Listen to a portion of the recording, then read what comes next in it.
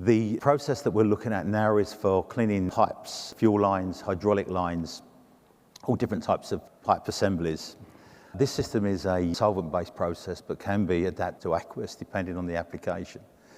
All of the materials that we use, the solvents, the cleaners, are all aerospace approved.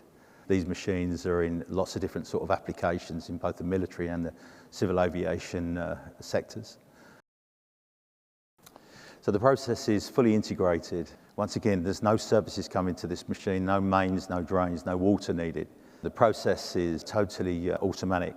Pipes and assemblies are loaded into the sort of the long basket that you see, loaded into the front of the process, and then automatically programmed.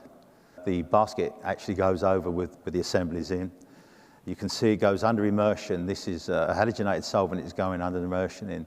Very, very low surface tension, these solvents, so they really get into the very, very small bore pipes.